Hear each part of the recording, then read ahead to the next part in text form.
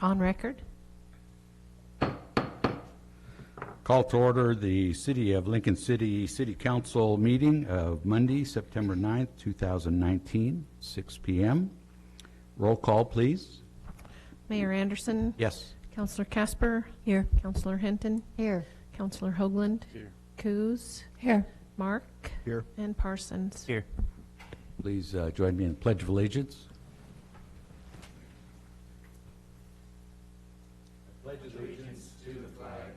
In the United States of America, to the republic for which it stands, one nation, under God, indivisible, with liberty and justice for all.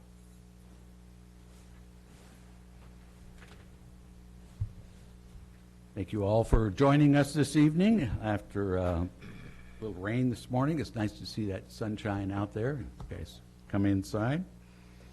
Our first agenda item this evening is the consent agenda, and on the consent agenda, item number 1 is minutes of the joint meeting with the Confederate Tribes of Siletz.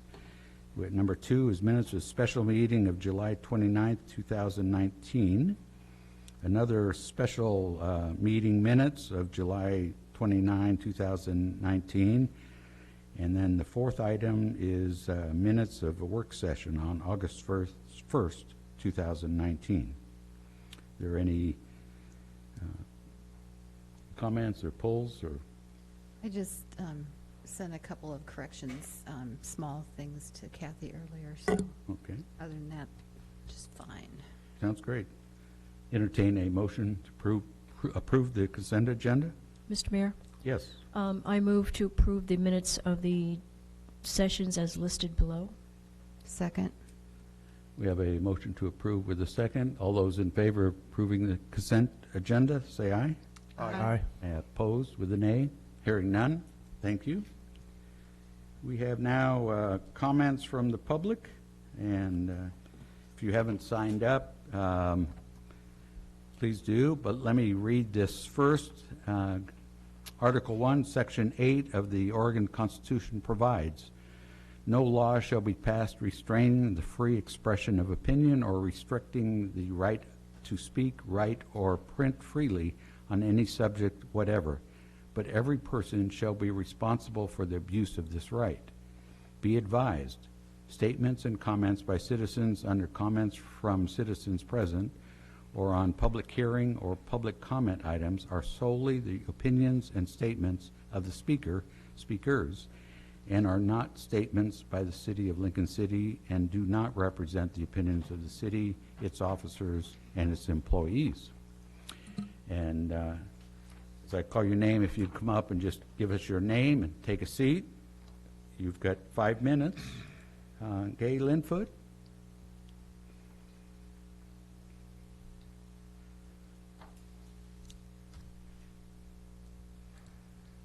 Thank you, Mr. Mayor. I appreciate it.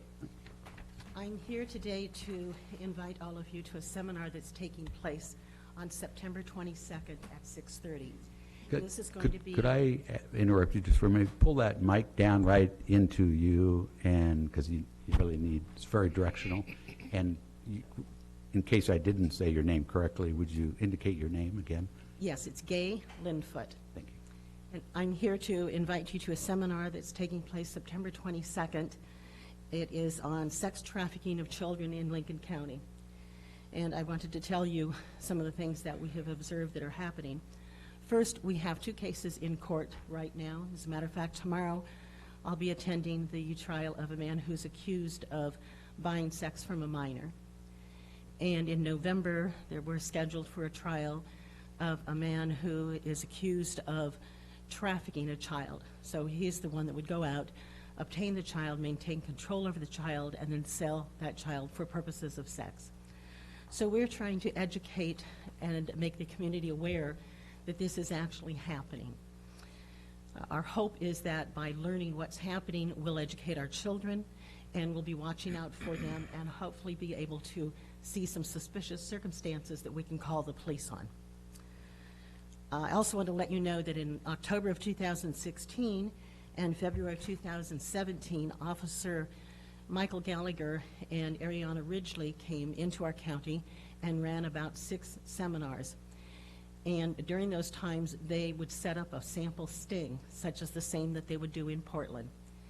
And in each example, we were able to hear a buyer call in, and we all would go quiet and listen to the call that was coming in to Officer Ariana Ridgely, who was acting as, in this case, the prostitute, and could hear him negotiate for sex. I want you to know that in these 24 hours that the ad was placed, they were getting from 24 to 37 hits of men who wanted to buy sex. So we know what's happening here. Our seminar is on September 22nd at 6:30. It's at Chapel by the Sea. I have an invitation for each of you and a little flyer that will give you some background on trafficking. What is the procedure here? May I just walk around and?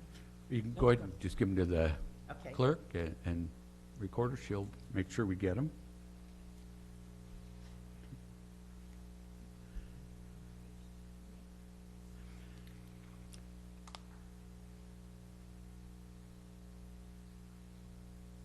And I think at that time, that's all I have, unless you have some questions for me. Just for clarification, is there any need for reservations, RSPs, or anything to show up?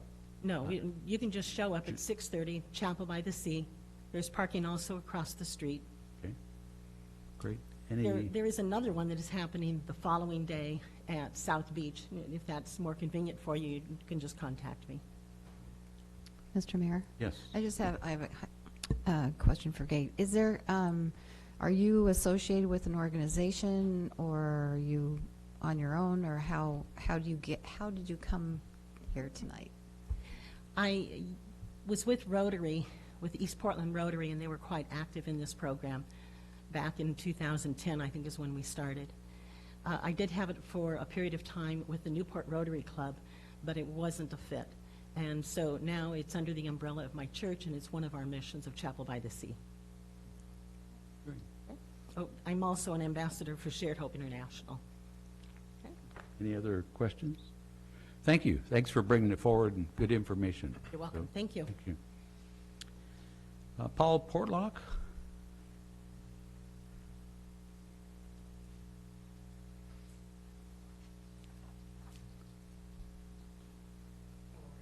Having me? I need to repeat my name, or Yeah, just if you would. Paul Portlock.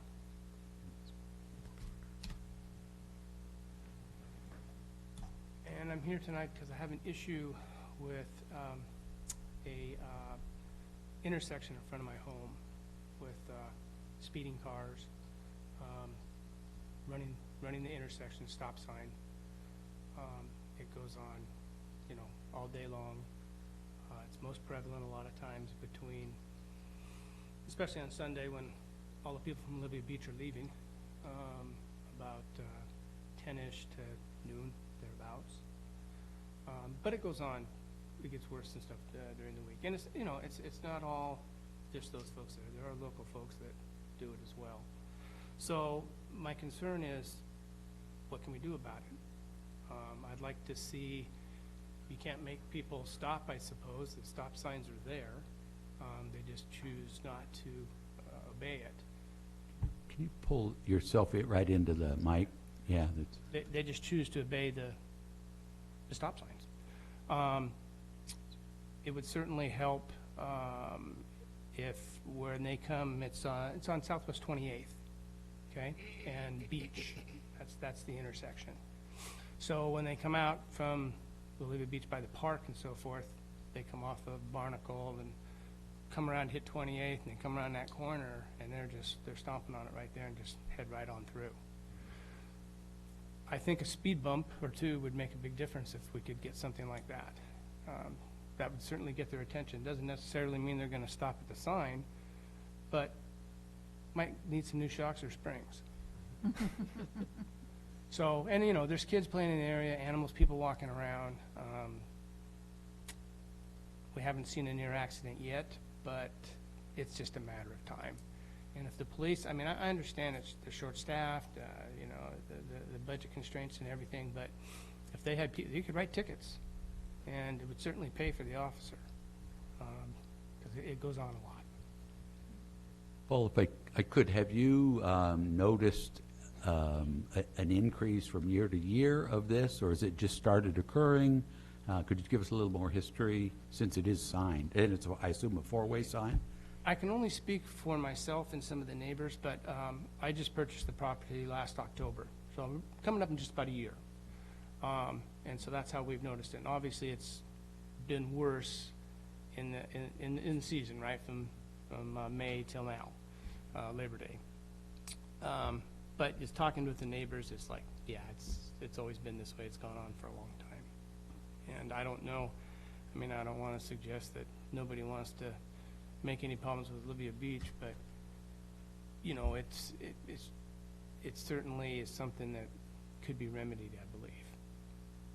Just so you know, and I appreciate you coming and bringing these kind of stuff, because we've been keeping a list, especially back roads, intersections, because we know there's, as the 101 gets congested, people move, and we're kind of monitoring speeds and this kind of activity. So I appreciate this. We'll make sure it's on that list of watched areas, and the chief usually assigns or periodically some movement around to try to make a difference, and we'll keep looking at this. Yeah. So I've seen speed bumps around town. I don't see a lot of them. I don't know if they're considered traffic calmers as roundabouts are, but you know, they do make a difference. I also know that they're usually on a longer stretch probably of road where people can get a higher speed going. But, Great. anyway, that's all I really have. Any other questions, Councilor? Mr. Prug, I was just wondering, is this the first time you've expressed concern to anybody in the city, or have you talked to the police? No, actually, we've contacted Olivia Beach, the homeowner association, and there's another group affiliated with them. We've contacted them. That response on that part of it, if there's trouble, you know, with the renters, they'll do something. But it's like that's the police's job. They don't follow the roads. Has anybody called the non-emergency police number, or just sort of expressed some concern to I mean, we can pass this along, but that's what we would do. Well, I've talked to the police chief, and we've sent some emails to those departments. So. Good. Councilor, are you all right? Yeah. Okay. Thank you, Paul. Thanks for coming forward. Thanks for listening. All right. If anybody has not signed up, this would be a time to come forward. Neurikis.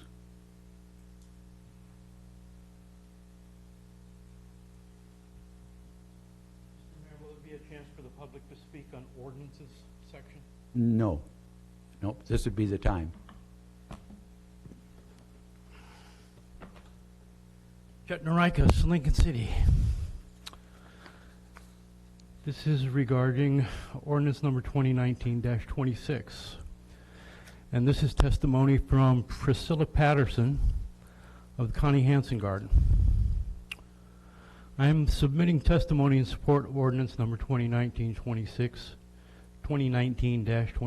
reducing sewer fees during the months of June through September for all water billing that reflects increased water usage that may be verified as garden usage and therefore not entering the sewer system. As a volunteer at the Connie Hansen Garden, I would like to offer some insight into the logistics of maintaining a healthy growing environment during those increasingly dry months in our changing maritime climate. Some facts to bear in mind are that the Connie Hansen Garden is situated in a sheltered position with well-established mature plantings providing plenty of shade and rich and deeply cultivated alluvial soil with excellent water retention capability. Consequently, we do not face many of the challenges other gardeners in our area are forced to deal with, such as porous sandy soils and searing northwest winds.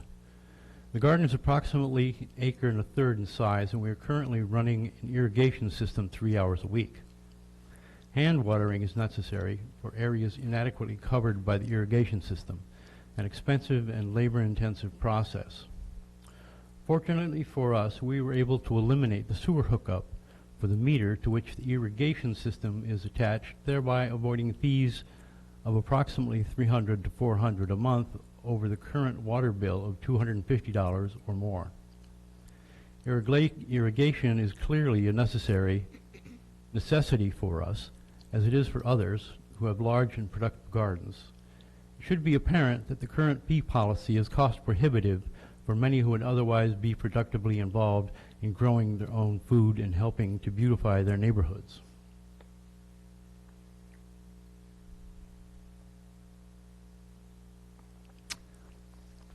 Here are further reasons to support this measure. Be an advocate for self-sufficiency and sustainability. The city should support, promote, and encourage individuals to, quote, grow their own, unquote, be it vegetable, fruit, or flower production. Connie Hansen Garden is an ideal venue to hold classes and workshops in sustainable practices in healthy living, and would be happy to partner with the city in brainstorming potential programs and promotions. Tourists visit the coast to avoid the excessive heat and increasing aridity of inland summers. We are an escape to a greener, gentler climate and must continue to pursue whatever course of action is necessary to maintain our unique environment. Yes, it is the ocean, but it's not just the ocean, and those tourist dollars will more than make up for the loss of sewer revenue. Watering is good for the environment. Transpiration, the process by which plants take up water and release it back into the atmosphere by evaporation, actually cools the environment and on a larger scale contributes to rain and snowfall by saturating clouds. Don't penalize gardeners who are doing their best to keep the earth viable for future generations. Successful food production has many benefits in our minimum wage economy.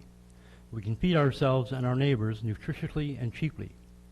We can contribute to the food bank and the backpack program, and perhaps at some time in the future, we may be able to participate in our own farmers market as a Lincoln City collective.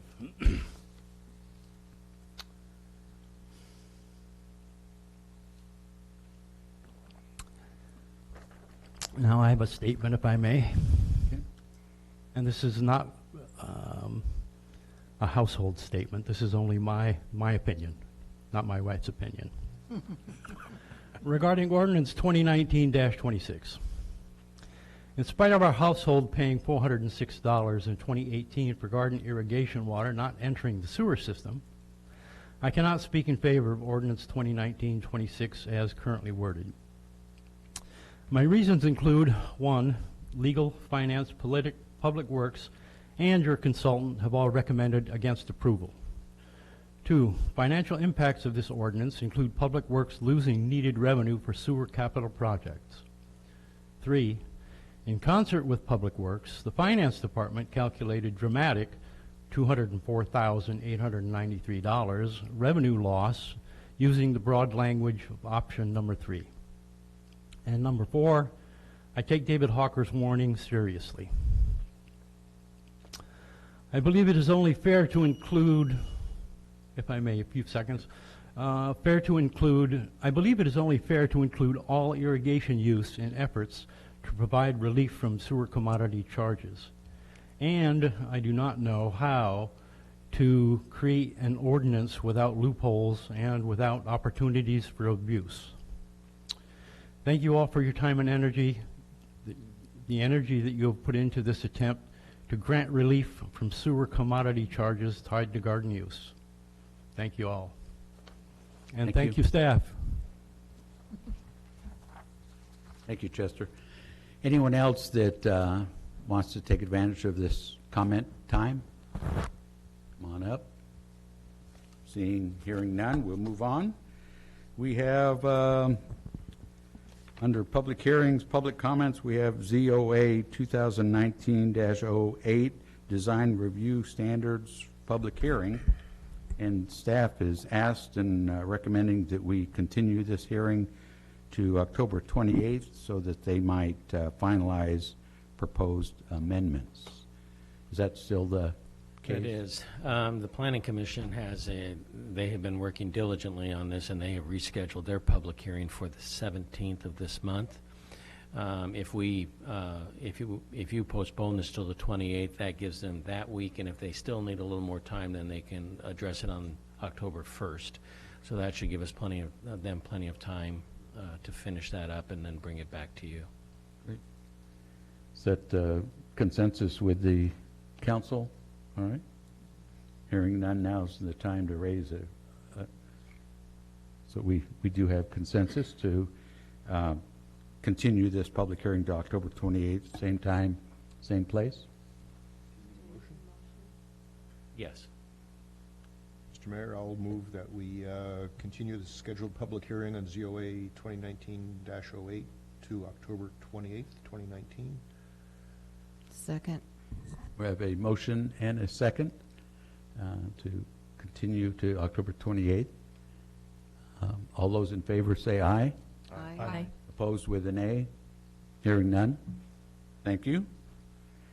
Then we have ordinances. We have ordinance 2019-26, an ordinance of City of Lincoln City amending the Lincoln City Municipal Code.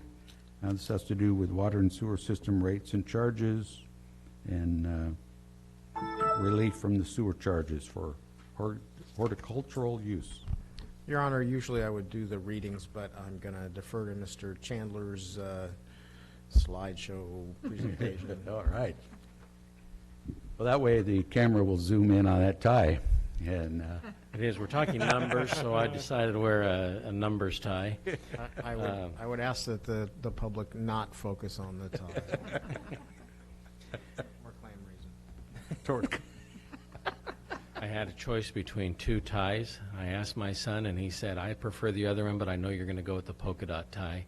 It's frightening that he knows me that well. So, we were asked to provide a little bit of financial analysis on the ordinance as it passed through first reading.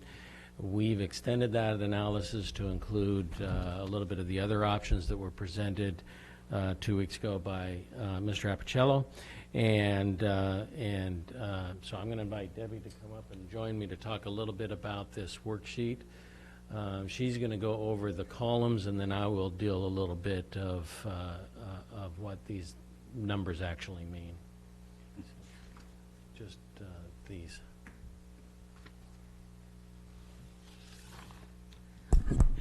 Good evening, Mayor and Council. So I kind of group this by the type of connection that it is, so whether it's an apartment, whether it's a church, whether it's residential, because you might want to make different assumptions as to how many of those types of entities might opt in to this option or not. So that's the second column. The first column is the number of accounts for that type. And then I have an in-out column because rates are different if you're in or out. In or out of the city. In or out of the city. And then I have commercial residential because the commercial doesn't have the first 400 cubic feet allowance that residential does. So that's the grouping you have to be able to model this information. Column N, that's the average. So column N and P are for the winter months as defined as it is in the second reading of this ordinance, which I believe was September through April. It's a 7-month period. So column N is the total billed sewer consumption divided by the number of months divided by the number of accounts. So it's an average of per month per account. So apartments on average are getting billed for about $8,809. And I'm sorry, I don't know what measurement that is. That's what other measurement is in the billing I system. believe that's in acre feet. Per month in the winter. And then the column P is the total for that 7-month period. So it's the grand total. Column Y and Z are for the summer period. So that would be May through September. I believe it's a 5-month period. And the same information. So you can, apartments, for example, you can see on average they were getting billed $8,809, and in the summer it went up to $10,138. So that's about a 15% increase in usage between those two time periods. Skip over AO. AO, okay. So columns AQ and AS would be what we would bill for in the summer period, that same summer period, what we would bill on average and in total, depending on what percent you estimate opt-in.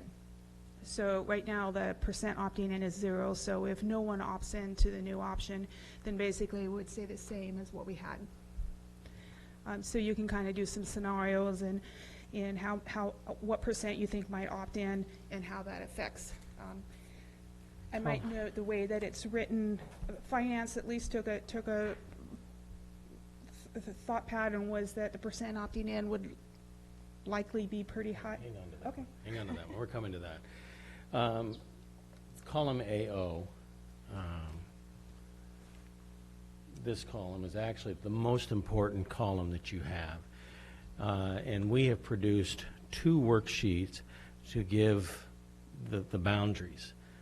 So under this case, if 0% of any, there's no account that opts into this program, then what you'll find is that there's no change in revenues. The $15 is just some rounding. There's no changes in revenues, and therefore there's no change that's needed for the usage rate increase, or for the usage rate in order to keep the city whole. When we talk about the usage rate, that's not the flat fee that they pay.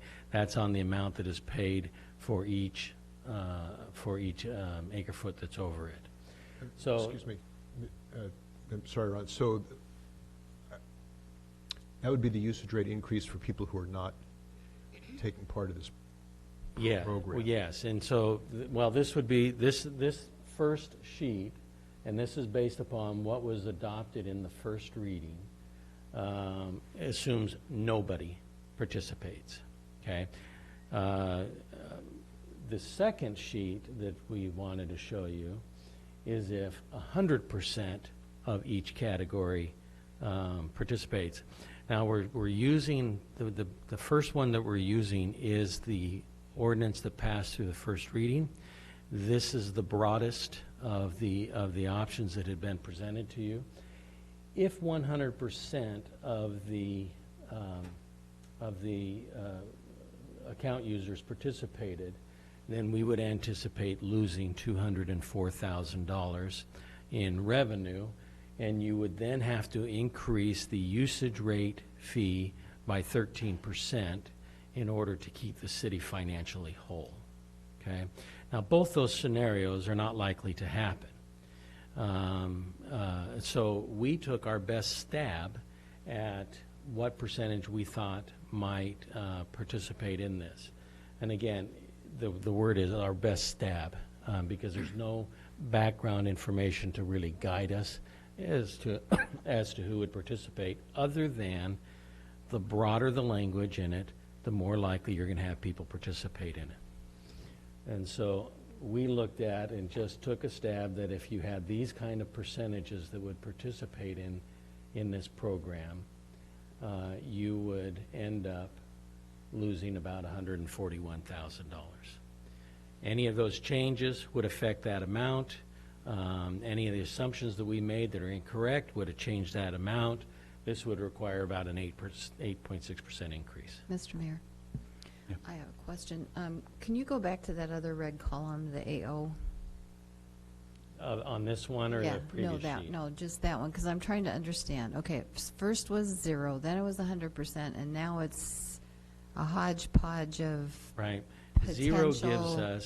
Zero gives us no change. Right. 100% gives us the maximum change. Right, and these are These your are just our best guesses. So, by for those example, categories. if you recall, keep this number in mind, 140,878. If this was 0, then that changes it to 126,000. If this were, instead of 75%, if it was 100%, then that would change it to 145,000. Okay. These, the value of this is that of this worksheet is it allows you to test assumptions. But again, they are all assumptions because there's nothing to guide us, any kind of historical information. There's really nothing to guide us to say this type of user would get 75% of them would take advantage of Okay, this. just to understand that a little better, can you give me a couple of the categories? One for like the 75%? Now, let me do this one down here. This is the single, our largest number of users are the single-family detached homes in Lincoln City. That is 75% right now, this number.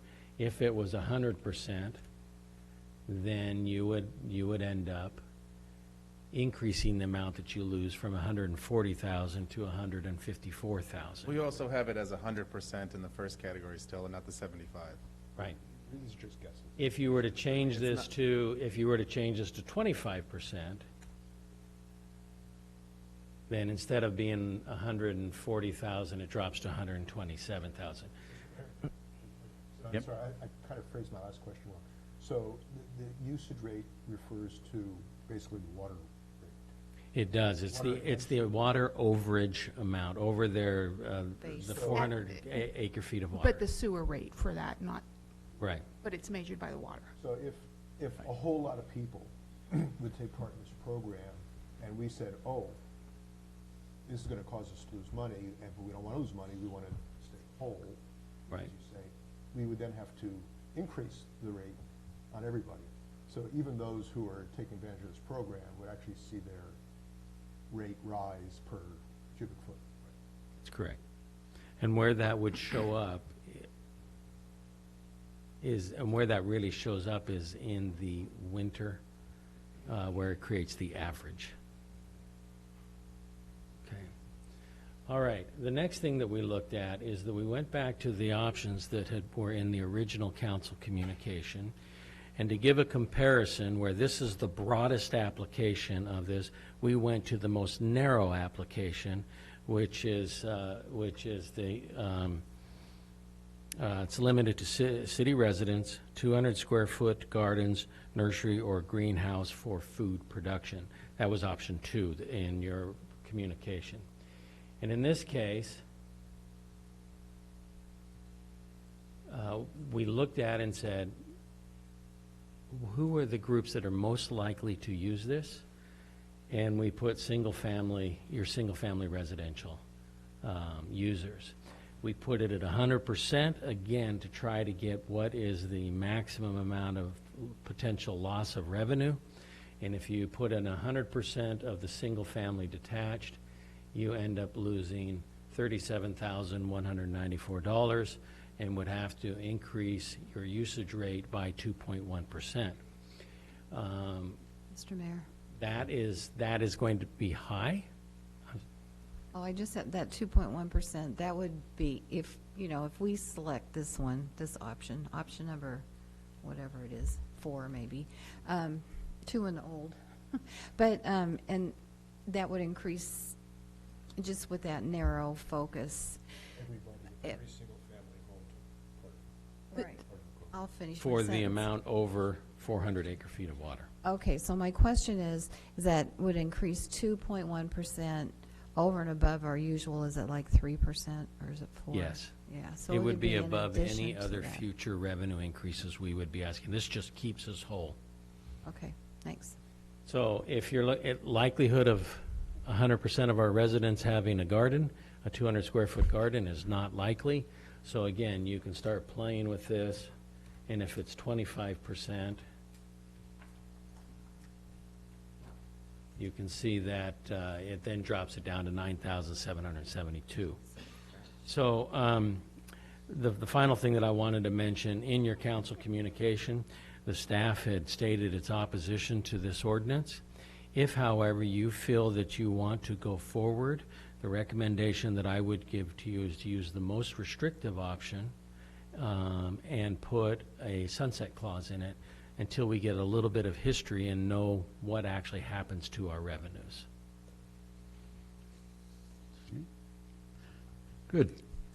Any questions on at least the formula, and recognize their estimates and just give us, so other comments, thoughts regarding this? And there was a staff report that had other information. Councilor Mark? Yeah, I was very concerned about the ordinance that we passed, mostly because of the lack of a staff report. So this is very helpful. I'm personally open to the idea of a narrower path. That number doesn't look too scary. I doubt that we would get 25% of every single family home doing this. So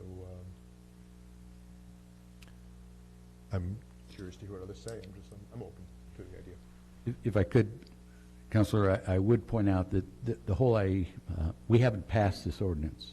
So I think, and I'm only saying it for the reader or viewers, purposely we have 2 readings of the ordinance so that this kind of thing can happen, so that you can bring an ordinance, we can tear it apart, and in this case, that worked. There were people who didn't agree, so it wasn't unanimous. So it automatically comes to a second reading. And I think through this, we got the additional information in which we were pondering. And so, to me, the system's working real well this way. It was a learning experience, Yeah. I'm taking it to heart. And that's, we're all new, so, we're learning. So, Well, how many, as Mr. Noriak has said, and through he and the County Hanson Garden, how many non-irrigation sewer hookups are there in town? I'm not sure I understand what it means. Non-sewer charged irrigation. Sorry, I got that backwards. Oh. And what's that process? You know what? I made a note of that. I don't know that answer. So if there's a way for residents and businesses to irrigate without being, what is that process? Because essentially that's what we're talking about. So if there, as we've heard 2 at least in town, what is that cost associated? That process would be to hook up a second meter, so that you have 2 meters at your house, one at your residence, one for your house, and then another just strictly for irrigation. I don't know off the top of my head what the cost is to hook up a second meter. And then if that process is, We do have some irrigation only or water only meters, but not lots. sure. Well, I don't know how many. if we don't know how the process is, I'm sure the public doesn't really have a great understanding. I mean, we can look that up. but Sure, I just didn't. but that's important because that's what we're talking about here. So let's not, if we're not gonna be consistent or not all say, yes, let's do an ordinance change. Here is the way to do this, and there could be a pilot study or something with, hey, who's involved? Let us know. Here's how to do it. And because this is a concern, that we don't want to have this negative financial impact of $240,000 to the city, here's a way to do that. And if it's, meters, then okay, which I don't know how much they cost. And then the other thing is that the sewage, the processed sewage water in the summer versus winter, did we have that amount? Were you able to get that? The total amount? Yeah, from that's processed at the plant.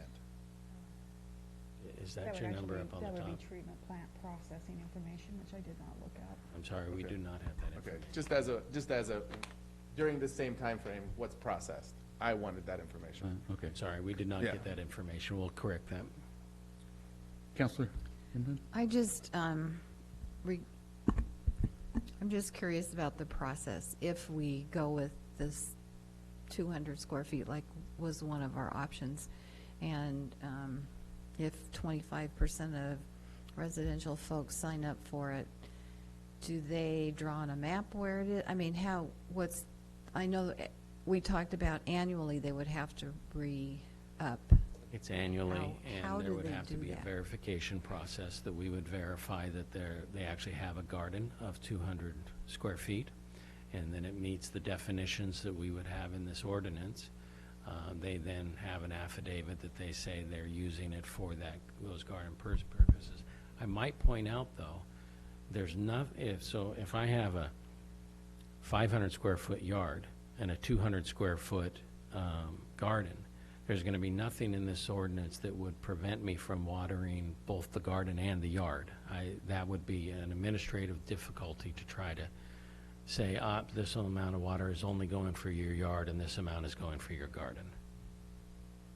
And there would also have to be something in there about VRD use, because that wouldn't be the same, because that's a business, so that wouldn't be. And questions, Casper? Yeah, Mr. Mayor. Counselor? Yes, on June 10th, we discussed Resolution 2019-14, setting water and sewer rates. And at that time, we talked about a 4.1% increase according to the 2019-20 budget. And this increase was necessary to keep the water and sewer funds operating effectively and to cover operational and capital costs. For many years, the city has implemented its annual rate increase in both water and sewer, effective the first billing in August. This will be the second year of applying the total rate increase to the sewer fund. This helps move the sewer fund towards the goal of supporting around $1 million in capital projects each year through utility rates without incurring debt. And I believe we did this for the sole purpose of avoiding having to go out and get a bond. That is correct. Or any other kind of financing to avoid, because we're paying quite a bit of interest in the sewer fund, which personally I'd rather see go towards capital. So that was the thought. Because one of our priorities was to deal with our infrastructure, our crumbling infrastructure, and this was directed specifically for that. So I would hate to see us lose money on this project. Other questions, councilors? If I could, I worked on this too. So let me read to you my thoughts. I asked council to consider this proposed ordinance because I felt that that there was an unfairness about the distribution of the costs of the sewer treatment operation. The estimates from finance certainly show how much non-users of the system subsidize the operation. As a society, we certainly like others to pay for what we use or desire. For example, sin taxes on tobacco, I don't smoke, liquor, cannabis, just to name a few. As well, we routinely vote for transit room tax increases because someone else will be paying. This city even requires landscaping on new construction, which then requires watering to survive, which, by the way, increases the sewer revenues without having any impact on the operation of the plant. Legitimate concerns have been raised during the discussion of this proposed ordinance. I believe that they can all be overcome. Let me suggest. We can put a sunset provision on any ordinance we might approve so that any financial impact can be assessed versus estimated. Something like review before April 2021. This would provide one growing season to test the impact. Or we can exclude nightly rental properties, VRDs, motels, hotels, B&Bs, Airbnbs, because they knowingly use more water in the summer months that utilize the treatment plant. Or we can exclude water meters where more than one unit utilizes it. Some apartment complexes and trailer parks and condo projects include water and sewer in the rent or HOA fees because they have more than one unit on a meter. We are already requiring horticultural engagement with this ordinance, which eliminates pools, hot tubs, car washes. If we want a more accurate measurement of the water not going into the treatment plant, let's provide a free, separate meter, or at least coming up with a long-term installment plan that would pay for these meters to avoid the upfront cost. We could also increase the base rate to users to cover the actual cost of utilizing the treatment plant. Tillamook goes this route. Tillamook has a sewer flat rate of $85 rather than assessing water usage to sewer costs. These potential applicants are not looking for a gift or handout. They pay the base rate or higher depending on winter usage averaging. They have also paid through their property taxes for the capital improvements and construction of the treatment plant. And they will pay any current and future sewer cost increases. They are simply asking not to be charged for what they are not using. The federal and state do not charge citizens for highway costs unless you own a vehicle or buy fuel. We recently changed an ordinance so that we don't charge a second set of system development charges to properties that once had a meter, abandoned it for some reason, and are now wanting to redevelop it. We did it because it was a fair thing to do. They had already paid system development charges. I understand it is not easy to say no, to take the easy route by distributing the cost to everyone, whether they are a user or not. Our past councils, with recommendations from their consultants and staff, have gone this route too often. I believe we are more creative and fair-minded than that, and we have more options today than perhaps they had in the past. Let's modify this ordinance to mitigate risk and bring some fairness to the users. And I would point out additional revenue source we've already identified as in our last meeting was the gray water from businesses that are utilizing the free RV dumping site. This could easily be an additional fee because they're bypassing the treatment plant, and this water with stuff in it certainly goes through the treatment plant. And you've already raised the question I had originally, even with the 2,200 square foot garden. You know, how do you control that water? And so that's why I never was interested in that one.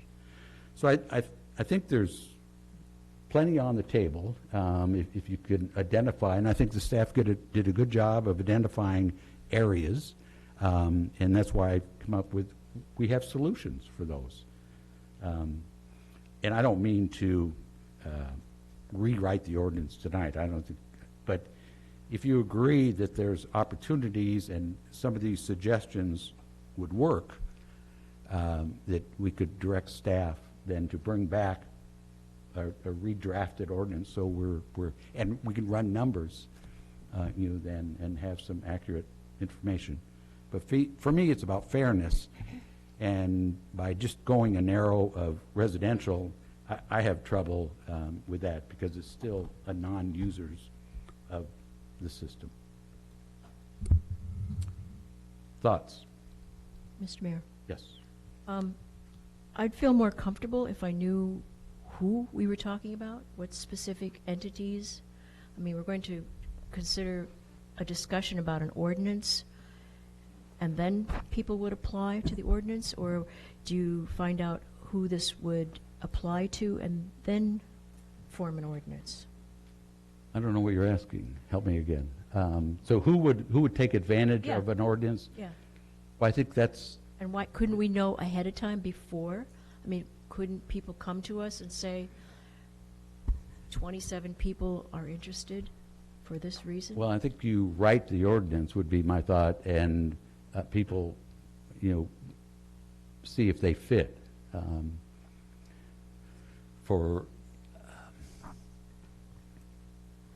And so I don't know how we'd accomplish that. Okay. And that's why also for me, you'd have the sunset provision of a year or two, so you'd see who applies and, what, you'd inspect them, you'd check them, you'd see the actual dollars, and you could make adjustments. So, Mr. Mayor? yes, Councilor? Your comments gave me some thoughts. And first of all, I do want to mention a concern I've had previously, not related to your comments, but it does have to do with concerns about conservation, especially in the dry months. I know we've had projections of future water shortages, especially as the summer population grows during the dry season. And this, to at least some degree, maybe a small degree, but to some degree, contradicts that notion, because we are telling people it's okay to use more water. I did have the thought to Mr. Chandler's comment about we can't if somebody has a 200-foot vegetable garden and the water is also watering the lawn, there's no way to know that. And you mentioned hot tubs and car washes, and I'm wondering, so if you've got your 200-foot vegetable garden and you're filling your hot tub, same problem. They still have to, right, they still have. They're still going by their winter, they're going by their winter Yeah. usage, not the summer usage. So I don't know, I feel like there are a lot of holes. As far as fairness, we all pay some portion of our taxes for things that we don't use. It's kind of the way the system works, and you benefit, you know. I hesitate to go here, but you know, we put a new sidewalk in Cutler City. When I do my little jog, I run on that sidewalk, and I think this is great. It's much safer. You know, there was a terrible tragic accident there some years ago, and this is great. But I have yet to see anyone else use that sidewalk. So I'm glad the city paid for that. I make some use out of it. So we all benefit from other people's payments. Another thing is that the whoever, in their wisdom, designed this system to begin with, did it with the understanding that more water is used in the summer than goes into the sewer. And that's how our rates have been structured. So and this is what Mr. Chandler's spreadsheet shows, by definition, if we change the formula by reducing the costs for some people, we are automatically, if we want to keep the numbers the same, automatically increasing the costs for other people, which means that we're asking the rest of the city to subsidize the use of the people who have the vegetable gardens. No. I'm going to stop you right there. That one is not you can't get away with that statement. They're paying for their water. Who is subsidizing is you and I today, or we're being subsidized our sewer rate by folks that are watering the lawns and the gardens, because they're paying the same water usage for sewer and not putting it through the system. One way or another, we're still showing an increase. And then other thought is, what about people who are, there are many homes that pay the base rate but don't use that water amount. Right. And probably second homes and vacation homes where homes are sitting empty for many months, and they're still paying that base rate, and they're not using the water, but they're subsidizing the system. Well, that's called a standby fee, to have it available when you do decide to come.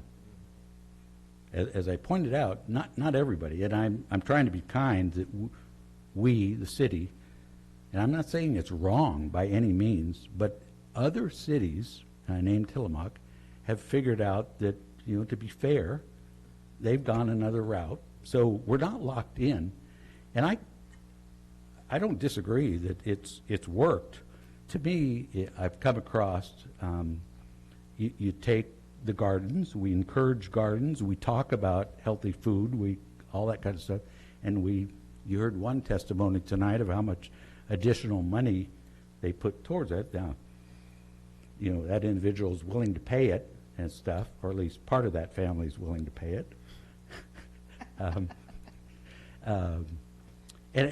that's great, but they're subsidizing us to keep our $27 base rate or $28 in sewer base rate low, when in fact maybe it should be 35 or estimate. So that's all I'm asking and suggesting we, throw it back to staff, take a look at some of these things, let them run the numbers and see, what, and see how you feel. Because if, I think to me I'm going with the fairness. I'd like to see the next step, because I agree it's not going to be zero. It's not going to be 10 or 100%. And I'm pushing the fairness route, and I think I've suggested ways that would mitigate. Will there be abuse? Yes. There's people who go through stop signs, so there's always abuse. But I think we can narrow down and capture. You can capture the revenue. Counselor? And I'm with you, absolutely. And that's where I remember speaking of, we're charging them for things that they don't use. And to the point of the hot tubs and we're still going to make money off of them. In the summer months, when it's less water around, they're gonna pay a premium also. So those people who are growing things are not necessarily the ones who are wanting to take advantage and, we're not, you know what I mean?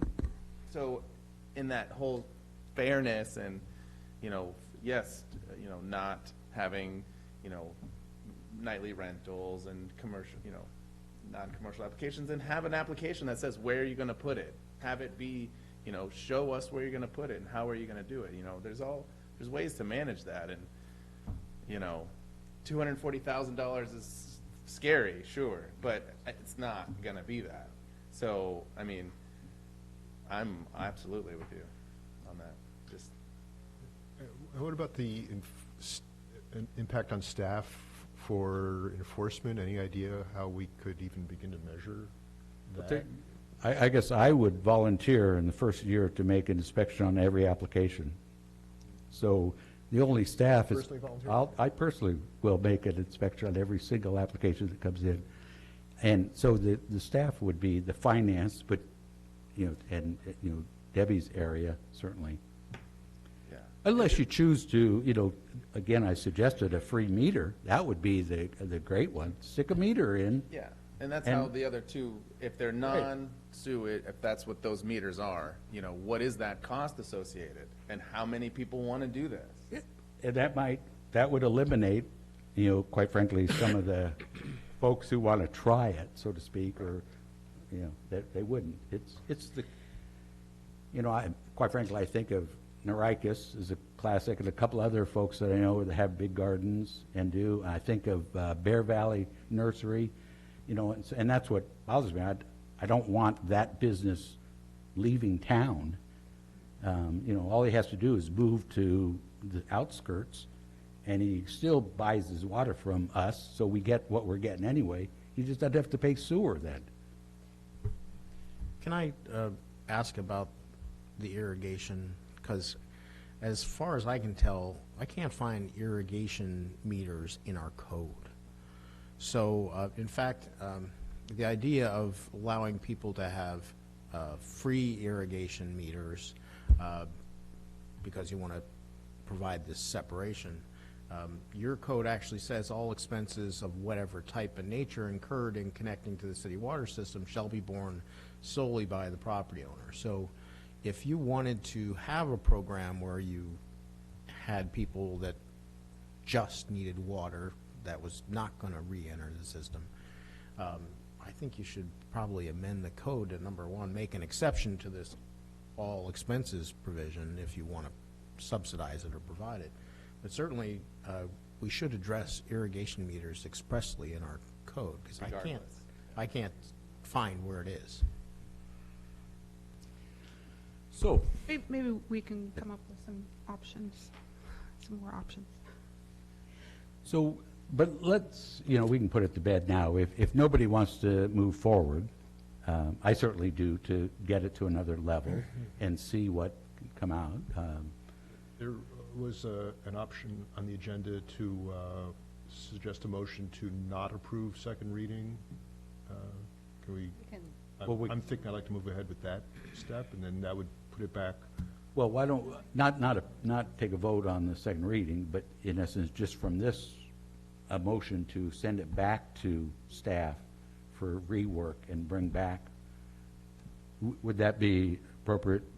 Yeah, you don't have to take action on the ordinance as it ended up last time. You can simply say, we're going to redo first reading, so staff take the ordinance, rework it, and properly notice it so that when you return, we can do a first reading, and make sure you give us options. And I'll put those options into the ordinance so that I don't have to read 10 paragraphs. I may have to read a few paragraphs to remove the options, but. Mr. Mayor, and I would love to see what it would be if we did a base pay separate than a usage fee, and what that would be for our city and users to have that. Mr. Mayor, As a number. I've heard several things that if you want to send this back to the staff to work on, it would be broader than just simply reworking the existing language, because I've heard several things on this. Look at Tillamook's way of doing this, what Councilor Hoagland just mentioned of just doing a standard fee without the usage on it, usage of a second meters. There's some more information that we still need to get as far as the amount of gallons. So there's, so there's quite a bit of information. So this would probably not come back to you in 2 weeks. It'll take us a little bit of time. Also, the request that I've heard is, can you estimate how many, give a better estimate of how many people could use it, how many people may be doing something right now. So there's quite a bit of information that we can follow up if the council wants to send it back to us. And that'd be great. You know, the growing season's over, so it's, or just about, so we're not going to be. Yeah, the rain's back. So I think that's also, that there's no rush. We might as well get the best we can and identify concerns and see what we can do to mitigate it. And Mr. Mayor, I believe also some type of sunset, maybe 2 Yeah. years. Like you were saying, I think 1 year wouldn't be sufficient because word takes longer to get out, and whatever way we'd go. If since the rain's back, what is our current rain capture ordinance, or do we have one for irrigation? I don't know that we have a water shortage ordinance, but I don't know that we have anything on. So we just let it happen, we just, well, we all encourage water- it and don't enforce, we don't discourage it, Well, or? all water is actually controlled by the state, including runoff. I understand, but other communities do have rain capture, roof rain capture for irrigation purposes. And I don't know if, maybe because it's ambiguous, people aren't doing that. But if we say, hey, you are allowed to do this under this set of criteria, then that could help offset that. I don't know anything about it other than Okay. it's not often here that I see it, but I know absolutely it occurs in Oregon. I believe that the only thing we really say about rain, as far as I can tell, looking at the code, is we have a cross-connection ordinance, and so if you are capturing water for rain, you can't have that cross-connected with your potable water. So I don't see a prohibition. I think it also should be covered. Whatever you captured That was in. great. I mean, if you had a 1,000-gallon tank in your property, hey. So, do I hear, okay, to give direction, consensus to give direction, this ordinance back to staff and come back? Anybody object? Okay. How's that? This will be called our fairness ordinance. We'll call it fairness. No. So is that unanimous consent, or are we doing a motion? Consent, unanimous consent. So staff will rework it and come back to you with some options. Not at the next meeting. Great. And thank you for doing this work, because it really does, it's powerful, and the impact of little things can. Debbie and I have a great time running numbers and scenarios. We could do this all day. Ron gets giddy when he gets a spreadsheet. It's kind of funny. He's like, look at this over here. 25. You know, though, I noticed you never showed the formulas behind the screens. You know, I'm just kind of curious about There's this. many columns. It makes it hard because that 400 cubic allowance makes it hard because you can't just take what they use. Because commercial, it's everything you use. Residential, you have to subtract 400 per month. Not over a season. Yeah, it's fun. Thank you for bringing that forward. All right, The thank you, puzzle- guys. Puzzle wizards. Yeah. All right, we have another ordinance. We have ordinance number 2019-29. Your Honor, Council, this is the first reading of ordinance 2019-29, an ordinance amending the Lincoln City Municipal Code, Title 17, zoning, amending Chapter 1734, Nelscott Plan, NP District, Section 1734-050, permitted uses, Table 1734-050A, land uses allowed in Nelscott. residential categories, cottage residential, amending Chapter 1750, Ocean Lake OP District, Section 1750-050, permitted uses, Table 1750-050, land uses allowed in Ocean Lake, oceanfront area, to add clarification concerning siting manufactured dwellings. Ask for approval of first reading, and if it's unanimous, we'll move on to second reading. In short, this ordinance corrects a problem with our code where we appear to not allow and this is arguable, to not allow manufactured dwellings in these two zones. We want to clarify that they are in fact allowed. So ask for approval.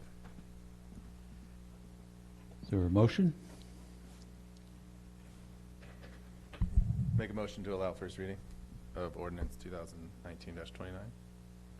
Approve it. Oh, to approve first reading. Conduct and approve first reading, sorry. I'll second. We have a second from Councilor Hinton. All those in favor, say aye. Aye. Opposed with an nay? Hearing none? Your Honor, Council, this is second reading of ordinance 2019-29, an ordinance amending, First. sorry, First reading? this is second reading. We just did first, so this is second. Oh, However, we have to do a roll call Sorry. on that. so can we back that up? Do we have a question? Yeah. Well, that's what I was, either we got ahead of ourselves, I did. So I'm sorry, I would hope there would have been some discussion before we did the first reading, or voted on the first reading, so Sorry. can I retract? How do I retract a verbal vote? Well, I think you just do it over again, but Okay. you could ask for, because Like to rescind we my need a motion? we need a roll call. I'll rescind my second. Okay, so we've rescinded the motions. So I want to give time for discussion before we go crazy with this. And we're required to do a roll call, so. Okay, well, that voice vote saved us. wasn't gonna. That's it. help Thanks, us. Kathy. Sorry. Wow. I guess I got ahead of myself. What are you drinking over there? Okay, so questions regarding this ordinance?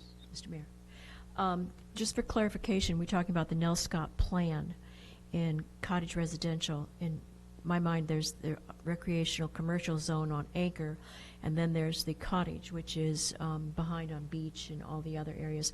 Does this include any of the properties on the east side of Highway 101?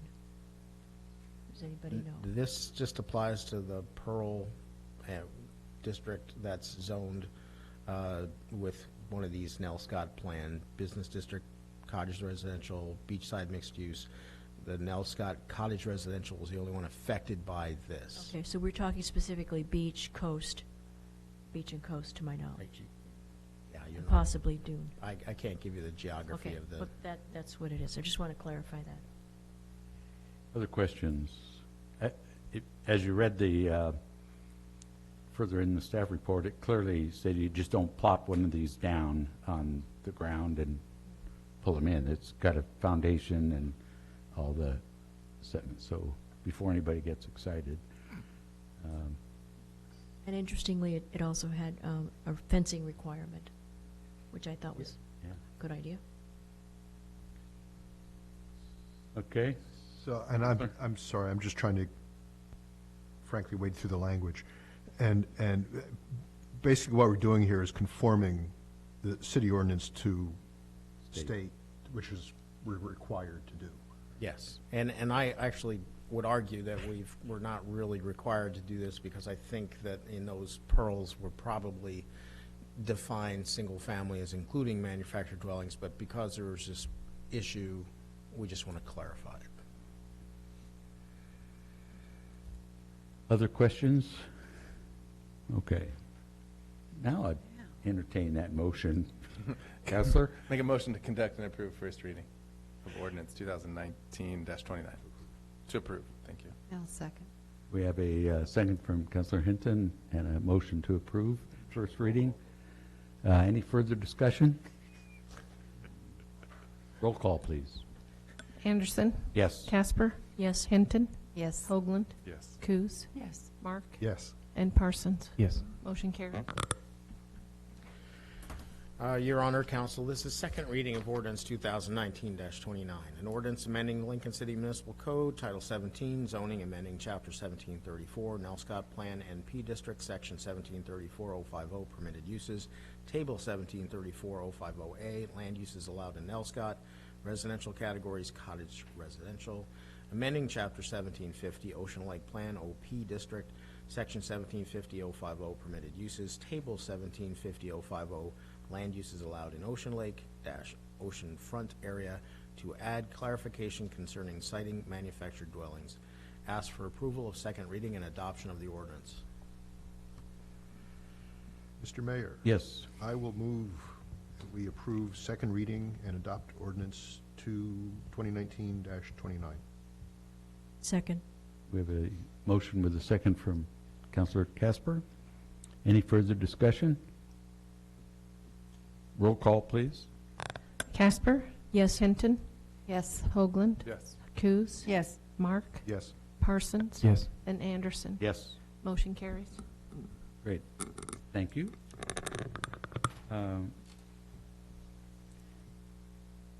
The next is resolutions, resolutions 2019-20.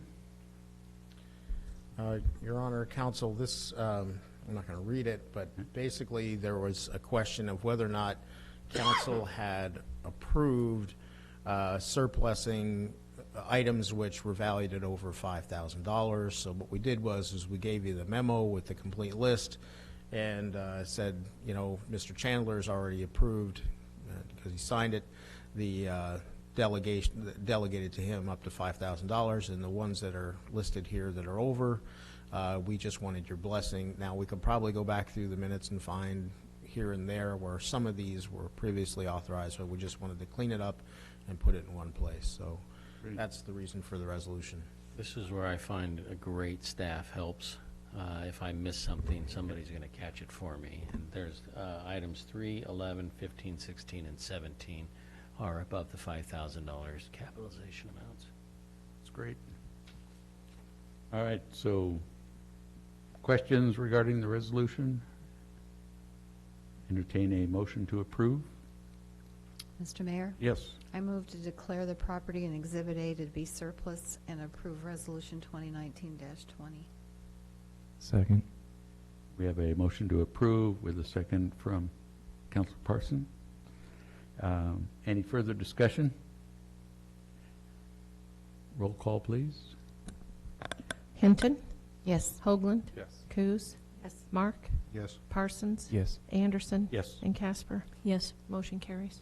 Great. Thank you very much. That cleans things up. All right, we have special order of business. We have a request for appointment to the Driftwood Public Library. My understanding this is a reappointment. Lisa Stutzman and Councilors Casper and Hinton did some interviewing. Did you? Yes, we did. You want to? I do.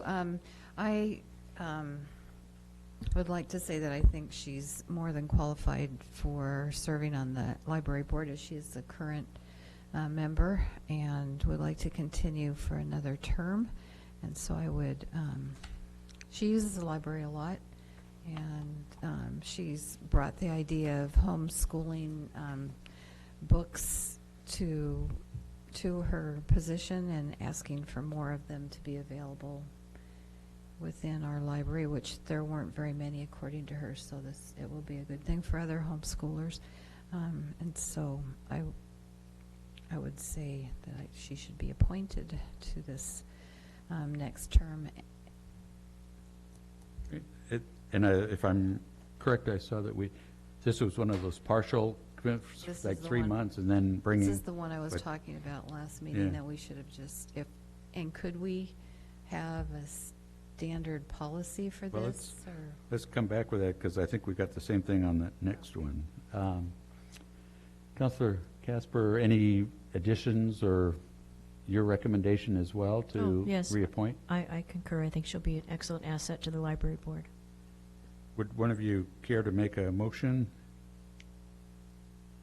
I move to appoint Lisa Stutzman to a city resident position on the Driftwood Public Library Board with a term expiring June 30th, 2023. Second. We have a motion with a second to approve the appointment. All those in favor say aye. Aye. Opposed with a nay? Hearing none? Great. Is that, do either of you know if that library committee is full now except for the student? We're still lacking a student, correct? I think that's right. So that's, still need of us. Still need a student. Okay. And we did talk with Lisa about that. Okay. Maybe she can reach Maybe out. find somebody. One of you has that list in front of you, Oh, and you can look. There may be one other position on there.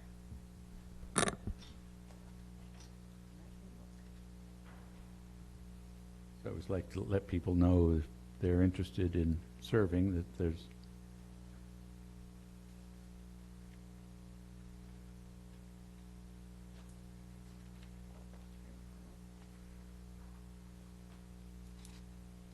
It looks like there are 3 vacancies. And this would fill one of the vacancies. Huh, So we okay, have 2 to go. one of them's a student, so there is another one then. Right. Okay. City resident and a city resident, school student, so. So if people are interested in the library board, there's still a seat open. Yeah, students, that'd be. Yeah. All right, so let's move on. Another appointment. This is a request for appointment to the Sustainability Committee, and I think Councilors Mark and Parsons handled all 4 of these applicants. We did. And want to tell us about it? What, there's 3 seats I'll let open? Mr. Mark go. He's much more eloquent than me. I have a question to begin. Okay. I see, I hadn't realized, this says that 2 of these terms expire in a month. Is that correct? Yeah, I would suggest we ignore that since this committee has been stagnant for at least 4 years. So I think terms would be irrelevant. Maybe start over with staggered terms or however that goes. I'll just, we had this question come up, of can we do this? The code says you make an appointment at a city council meeting by motion and a majority vote. It also says, the next paragraph, reappointment. Request for reappointment of appointed public officers, if you've previously completed the interview, reference, and background check, may be processed using this abbreviated procedure, which is basically you can make a motion to place on this agenda the question of whether or not to reappoint somebody. So I think if someone has a current release and we've done a current background check and the term is expiring in a month or 3 months, I think you can make a second motion that says, oh, we're reappointing this for the next term, because it only makes sense and it's not prohibited by your code. So, Do we know how long these terms are? I think all 3 years. terms are 3 years except for the planning Planning commission and maybe the budget committee, I don't remember. So what, I guess the process would be, we'll appoint the 3 and then, get that, and in the next breath, make another motion to. So this was a challenging process. We had 4 wonderful candidates for 3 positions, and my instructions were make a decision, Recommendation. make a recommendation. No, I think the word was decision on the recommendation. Okay.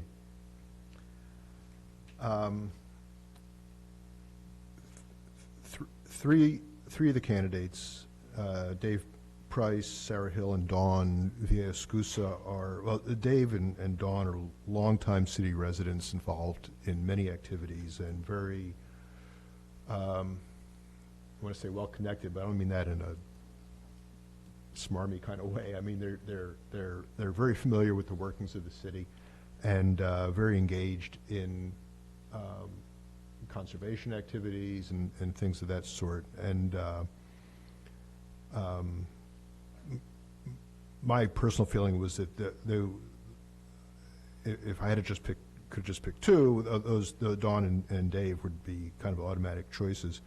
A couple of younger people, by where I sit, I don't know if Councilor Parsons sees it that way, are Sarah Hill, who is, and I think we all know who Dave Price and his connections and his history in the city. Dawn Villascusa might not be quite as well known, but she's head of the Audubon Society in town, which is very active, and has, if you look at her resume, experience in business, and I've known her for quite a few years personally, very analytical, and when we, before I go on to the other people, I want to say when we did the interviews, every one of these people came forth with really interesting and solid ideas on what the Sustainability Committee could do. We were talking about reducing use of plastics and enhancing solar, and there was something else I'm trying to think, Mitch. They ran through a whole litany of, I remember. Yeah, and they're all full of ideas and enthusiasm and energy, and they're articulate, all four are articulate and well-spoken.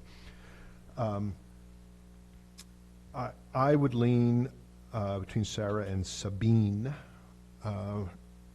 to recommend Sarah Hill, who is one of the owners of the Black Squid, which was named Business of the Year last year, and she's, I think, having a connection to business, to businesses in town, and understanding, the impact of what we might do along these, when it comes to recycling and conservation, how that might affect businesses in a real dollar-penny way. And Dave Price had some ideas along that too. I think that's why I would lean toward Sarah as my third choice. Sabine is, she's a freelance journalist. She's been in town for 2 months. Brings some history with sustainability activity in an organization she helped found in California. It was very impressive.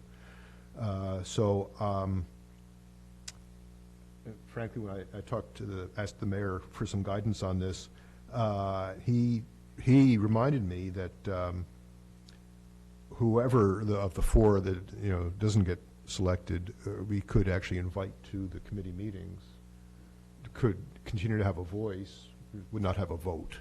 But so I would head that way. So my recommendation would be Dave Price, Sarah Hill, and Dawn Villascusa. Councilor Parsons, do you want to weigh in? Yeah, they were all four very passionate about the subject and all great candidates. I'm with Councilor Mark, though, on his three. This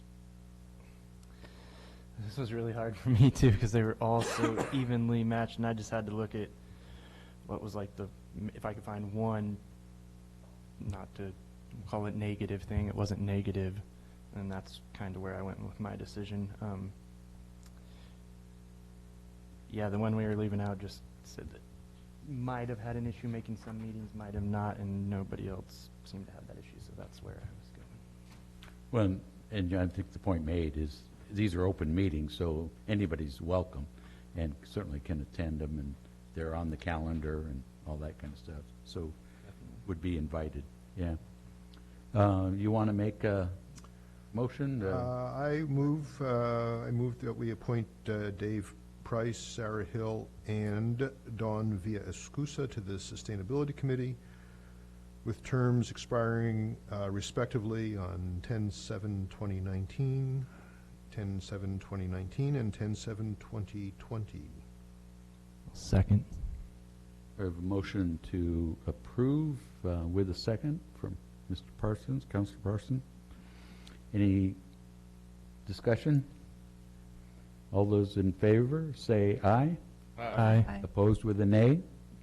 Hearing none. Mr. Mayor, Could we, yes.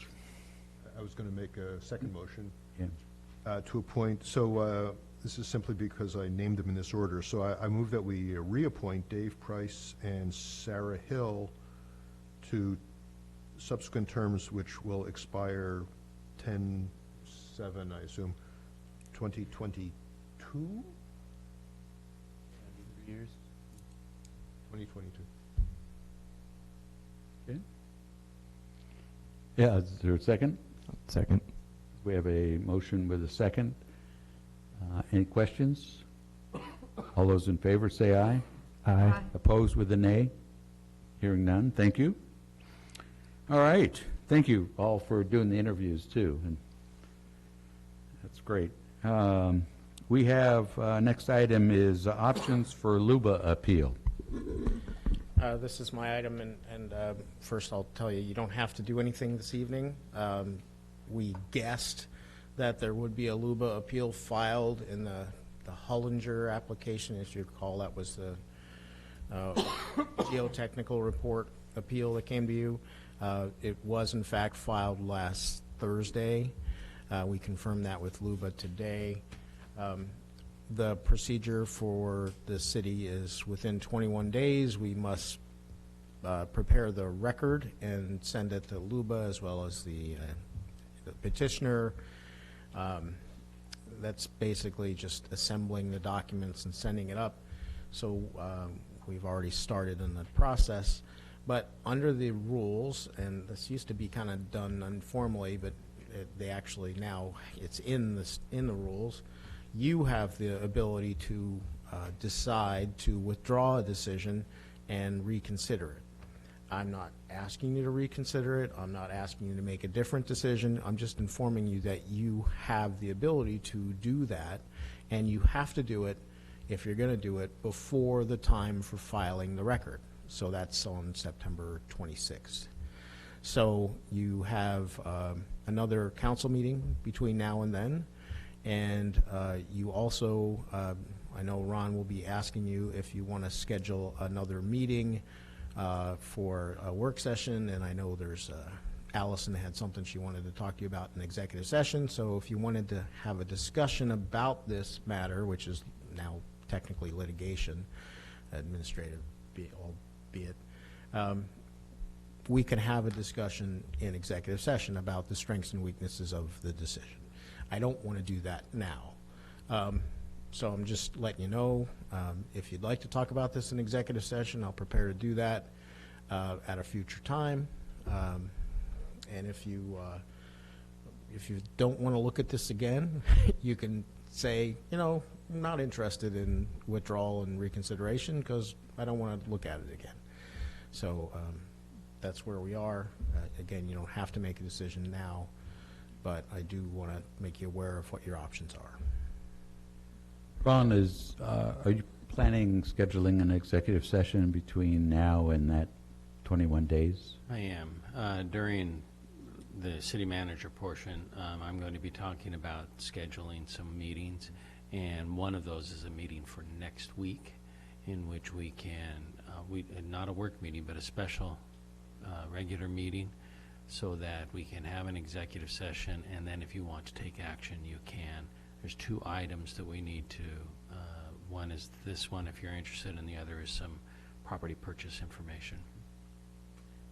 Because I would like to do executive session and have this a topic just so we can talk through the ramifications. It's not a lot of times we get LUBA involved with LUBA, and so I think it's helpful for us, if nothing else, an educational opportunity. So if we could just move this to executive session, if consensus, unanimous consensus. All right. So now, city manager report. Okay, I have two items that I need to bring up. One is a scheduling item.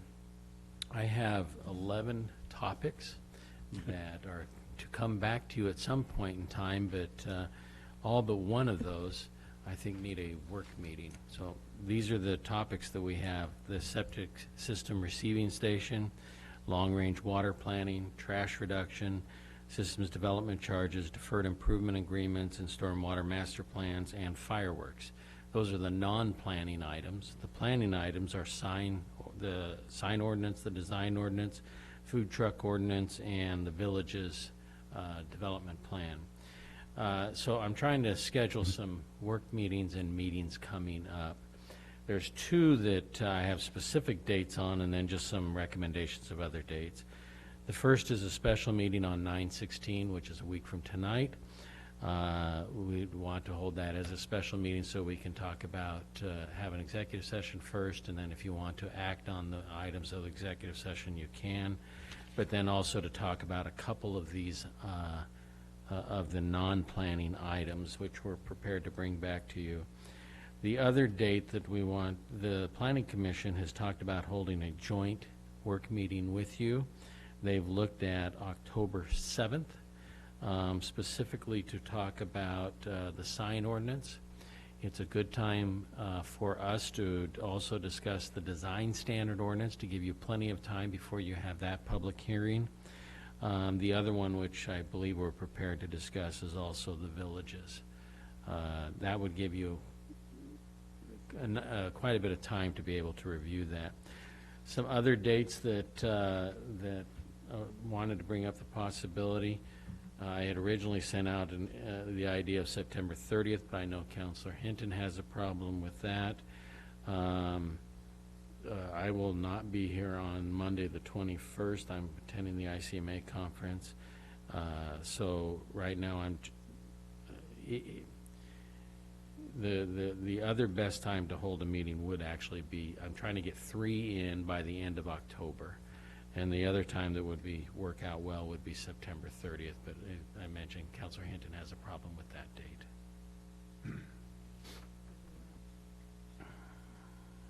What were you named the 3 kind of work topics on that one as well, on the 30th? I'd have to look back in my notes. I don't remember what those were, but the ones that I have that we have talked about specifically are the long-range planning, trash reduction, and the septic system receiving station. That one I might be able to just bring back to you in an ordinance form. But we are prepared to bring back the information on the long-range water planning and the trash reduction. And then the other one that in one of these dates would be fireworks as well. Pardon me? That'd be planning. Yeah, that one probably more towards the end of October, because the Planning Commission is still working on that one. The ordinance has been, 2 ordinances on food trucks. One ordinance has been sent off to DLCD, that's the land use one. Another ordinance is the license component that didn't go off to DLCD. If you're interested and you want to see the drafts, just send me an email, I'll send them to you. But as I mentioned, they may be subject to change because the Planning Commission is still working on them. Does anybody, is there any reason why, and I'm looking at Councilor Hoagland on time, like we could do Monday the 16th earlier during daytime? Yep. Might be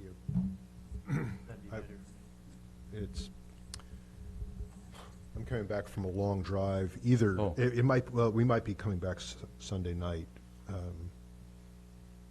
We have to be back by 2 on the 16th. I'm just a little concerned I might have some other commitments, but I'll see what I can do. I can't be here. Yeah. So you're gone until the 20th? Okay. Huh.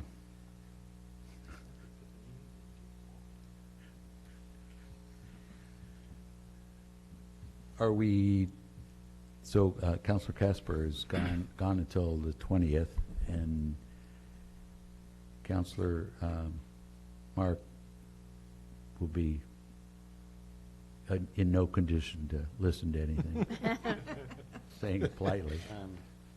Could we? The most important thing that we would have in a special meeting is going to be your LUPA discussion. Yeah.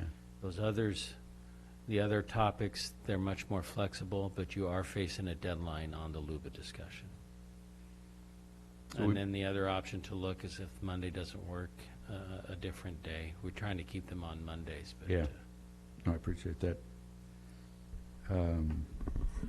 Just so you know, I mean, the work to prepare the LUBA record is, while it's generally a chore, it's something we're going to end up having to do anyway, because even if you decided to reconsider, we'll still have to send up the original, and there's a even if you reconsidered and there was a second appeal, we'd still have to send the entire record. So putting everything in inverse chronological order, so if you had to bump this discussion to, you know, the 23rd or whatever our regular meeting date is, we could do that.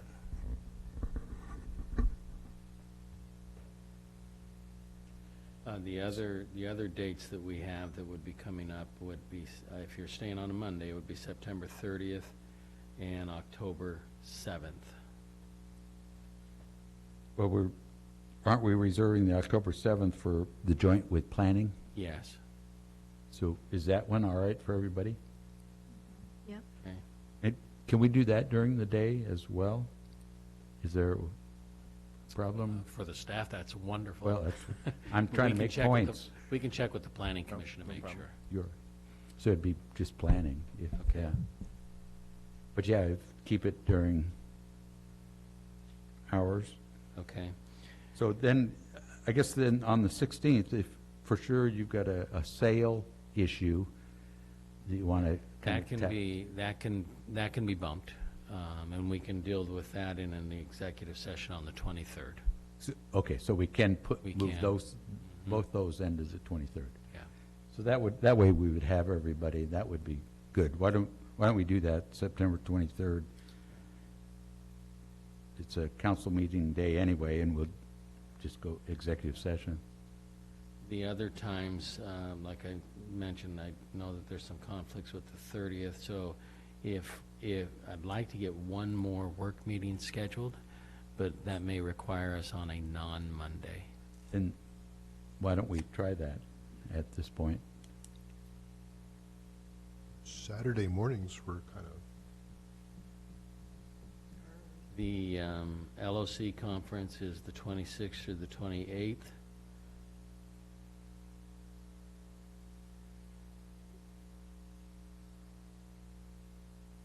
If you're looking at a Saturday, let's see. Counselor Casper, were you back on the 21st? Yeah. It would be the 21st or sometime into October. 21st is a police academy. Oh, so you're, There's 3 of us. nope, that'll wipe that out. Okay, and so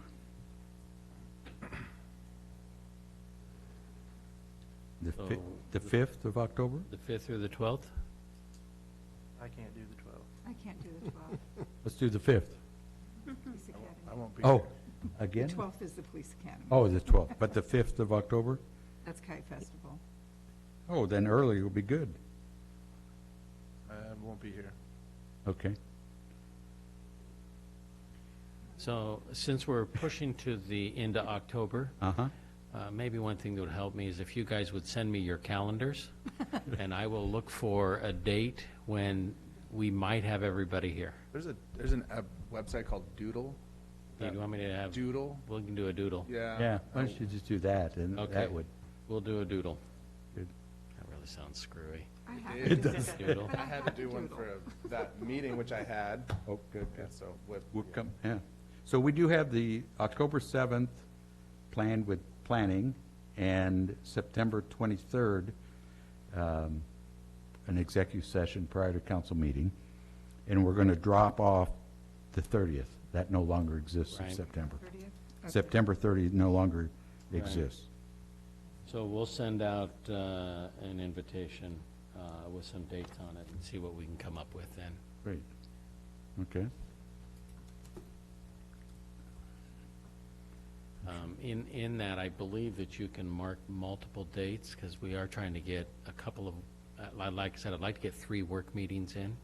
So if it's possible that we can come up with 2 more dates where you're all together, that would be great. Good. Okay.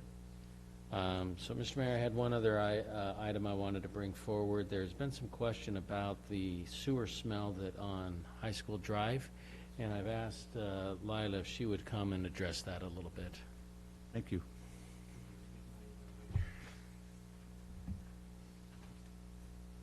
All right. Good evening, Mayor and Council. So on High School Drive from the Nell Scott Pump Station all the way down to 48th Street is a project that I think you're aware of. We've been doing a preliminary engineering study on it, and we've been looking at like air release valves and things like that. So we have that part of it done. It's a really expensive project. We're going to have to look at grant funding for a lot of it. But the first phase would be in front of the school. But that's going to be out a little bit. So we're looking at some products that we can put in the pump station that it would help with the smell, the odor. And I think there might be something else going on there, so we're going to smoke test because it's worse than it has been. And it's kind of wafting over across from the playground down in the little valley there. So anyway, we're going to smoke test on Wednesday afternoon after school's out. We've talked with them and see if there's something else going on there. You did talk to the principal? Okay. Yeah. So we set up a time, 4 o'clock when school's out. Yeah, so we'll be doing that. I'll get back to you. Can you, and I'm remembering those, we approved those in the budget and so, but Yeah. do you have any kind of firmer dates of when we're going to do some of these, not the smoke test, but the actual, Engineering. well, the actual work, because the engineering won't help them any, but Right, we're looking at, so I'm going to order this product. It's called solicitation treatment, and it breaks up, it removes the H2S smell, and then it also breaks up the grease. And the problem at that manhole is there's a 15-inch force main, and then it goes to a gravity line, and that's the location. It switches from force main to gravity. So it's pumped to that point, and that's where it goes down the hill. And so that, we're going to try some magic. Yeah, and then is it 2020 that we're going to dig up? When well, will we it's have shovels in the ground? it's going to take a while because we're going to have to go for a USDA grant. And so there's pretty much 4 phases of this project. I'll probably get some of that report to you. But each section of it's like $1 million. So it's not a inexpensive line fix. And they're about 40, I think the force main was built, it's 40 years old, and then some of the other main is 50 years old. And it's a location where we've gone in with our TV camera, and we bought equipment to try and clean the line because part of it's calcified. So I think I've shown you some lovely pictures of that before. But in the meantime, we're going to try this product. We've had that manhole sealed, and so we're in there spraying some stuff that smells better. So we'll know on Wednesday if we have something else going on. But it's really terrible for the kids and bus drivers. So, but I think there might be something a little more going on there at this moment. So, if there is significant damage, would that expedite the process? If you find the whole line's cracked and the smoke test reveals a lot of damage. Yeah, definitely. So the road's been kind of cracked in that location, not where the manhole is, right in front of the school, but down a little bit further. And so we've been monitoring that, and we haven't found any leaks in that section of it, but the smoke test might help us. If there is something, it's pretty small. So Thank you. That's my update. Yes, we all do get emails and Yes. face-to-face. I answered one from a teacher, Oh, so I let them know what we're up to. good. Okay. Thank you, Lila. You bet. You all right? City Attorney? Couple things. Okay. So on the 23rd, we'll talk in executive session about the LUBA issue. We'll prepare the record just in case we got to file it. A property owner has come forward and asked if we're interested in buying some of his properties before he puts them on the market. So since we'd be having an executive session, I'll write you a memo on that. There are two ordinance questions I have for you. One is the storing of motor vehicles on streets. The police have identified that there seems to be a loophole here where our ordinance refers to basically you have to move the motor vehicle. If you don't, and they're moving it like a few feet, and so they're getting around the 72-hour provision by simply moving it a few feet. And so the police would like to close that loophole, and so with your permission, I'll write an ordinance to try to fix that and run it through I guess the method that Newport uses is to say it has to be removed from the street right away and stored on public property, not just moved. So we seem to have a loophole in our ordinance. And then another related ordinance issue is there is an October 8th sunsetting provision in the sign code in Chapter 934 as well as in Chapter 1772 about the two feather banners. Should I prepare an ordinance and bring it back to you to extend that for the sunsetting or delay the sunsetting? Or I think we could probably do it with less than the notice required because it really doesn't implicate the land use goals, but I didn't want to do it without. We really do need to extend that. It is proving to be more problematic and has opened up a Pandora's box that we're still working our way through, and that will be part of the discussion we'll have in the work meeting. So, yeah, I would say bring us back an extension. And that should do it for now. That's it? Yeah. All right. Comments from anyone else in the room that didn't get a chance earlier or would like to address us? Not seeing anything. Then let's go to councilors and comments. Councilor Coos, you're on. I'm on. I actually have something this. All right. Pull that mic up near you. Yes, I just want to make an invitation out to everyone. There's a Remembering a 9/11 event at the Cultural Center at 6 o'clock. For anybody who doesn't know that there's a special historic relationship between Lincoln City and 9/11 and the FDNY Engine Company 55, there will be a whole story about it, about the group that went from Lincoln City to New York during that time. That's great. Thank you.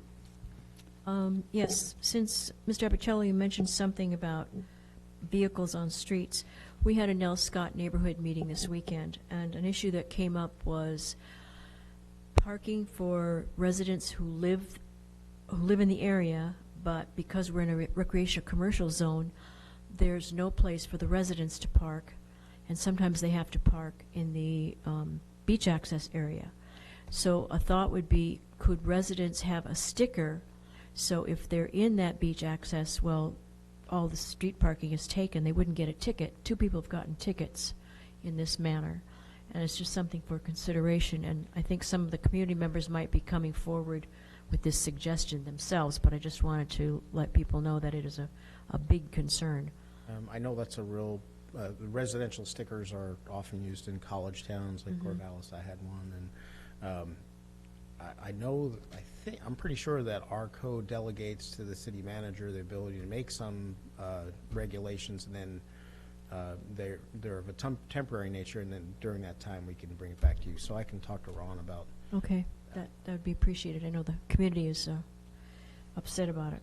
The other thing was, since we had a speaker here, Mr. Portlock, about speeding, I just got a call this afternoon since the tourists have now kind of receded, and this person was asking about what can we do to prevent speeders on Northeast 12th and Orr, which is up by the school.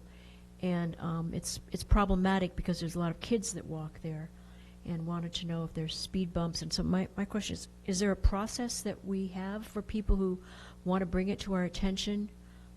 They were saying that because of the traffic was so intense on Highway 101, people were using this route to go to bypass. Did you say northeast 12?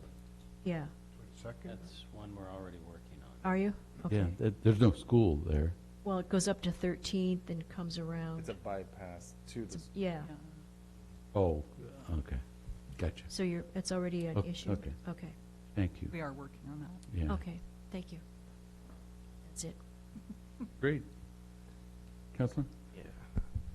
As we all know, we love to volunteer, so I accepted another volunteer opportunity today. I'm a coach for the middle school football team. Middle school seems to be the age where people forget that there's kids that age. We all seem to help out and show up for the little kids and for the high school kids. So I'm just putting it out there. First home football game for the middle school is Wednesday the 25th at 4. We'd love to see as many people there as possible to support these kids.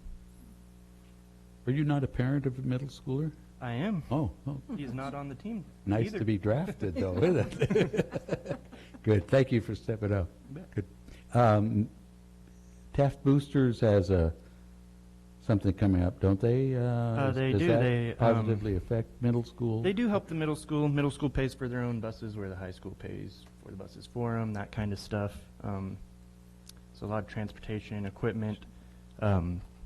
The boosters are having a auction, and I don't know the exact date. I'll get that to you next meeting. Good. Thank you. Councilor Hinton. Hello, I have a request, suggestion, which fits in with trash reduction that we're going to be talking about. I was just thinking about the statewide plastic bag ban that begins in January, along with the straw ban. You can get one if you request it, otherwise you don't get one, starting in January. So I'd like Lincoln City to add our list. I'd like Lincoln City to add styrofoam and plastic clamshell containers to also fit with that date, so it all, so people aren't, so they know that they need to be doing these things by a particular date, which would be January 1st to coincide with the states. And I just wanted to see if there was support for that. Are you suggesting we make sure we bring that up in the this work session where we got trash reduction? Or just make, at the least, I'm ready to make a motion that we do that, but I think we should talk about it, but, and what that means, and other cities have been able to do that, and I just would like Lincoln City to join that with the January 1 date to fit in with the state's bag ban. Well, I'm all for, thought the discussion was this whole trash, move up the line, and how do we eliminate trash? So we've got that scheduled. We don't, do we? Well, I thought that was it's a topic that's supposedly. things on the list. Well, But- that meeting that we haven't Right, and picked the date. Yeah, the reason I want to bring it up now is because January 1st will be here pretty soon, so I just want to make sure that we get moving on that. Get an early date to meet for the work session. Quit leaving town. Ron? We could, if the council would like to go forward with that, we could deal with that separately from the discussion because of just the trash waste stream. If you want to consider these two items to ban, we can bring those back sooner at a council meeting and have something prepared for that limits it to just those two, just those items. I would like to suggest that, Well, so there's enough time.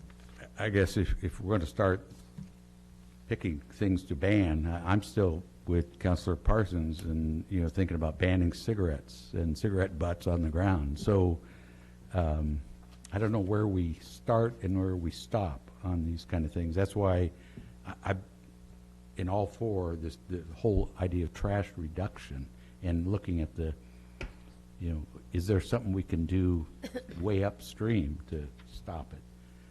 Because that's my concern, and that we pick one item at a time. You had mentioned food waste. And food waste, yeah. Well, this idea seems to fit in with the plastic bag ban that the state is doing, and also with the straws. And so to me, it makes perfect sense to pull those all together using the same date. I understand that. I guess the straws, let's point out, the straws are not banned, because you get them automatically through drive-throughs, which makes no sense to me. And if you litter, request one, you can have one. Yeah, so, we're into what makes sense, and we purposely held off on the plastic bags because we knew the state was, at least could agree on that and uniformity. But I would, I hear your date. Yeah, well, interesting, they couldn't get that one through. Well, we know what happened. So, what thoughts, council? Well, I did want to have a little addendum to my, I don't think I quite completed my thought on the Sustainability Committee, which was that there's, like I said, there's a lot of energy and enthusiasm, and I know everybody is talking about coming up with really practical, solid ideas on how to reduce styrofoam and things like that. So maybe, I don't know how to coordinate with that committee or with the planning department in the committee to give them some direction, or I don't know, is there something that can be done? Most difficult part for me is to actually figure out how to do that. For example, products that Walmart, like TVs, or Fred Meyer's will sell like TV, come packaged in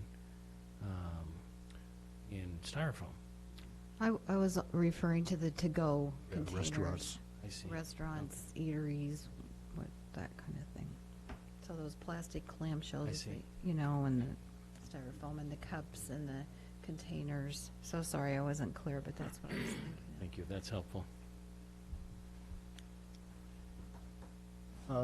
Only other thought, I just, and I hate to keep bringing, well, I don't hate to keep bringing it, but I repeatedly bring up Neighbors for Kids, and there's the Black Squid is having a benefit next Saturday. I'll be out of town, but on the 14th, and they are donating $1 per pint sold to Neighbors for Kids, so I encourage all you other beer drinkers to.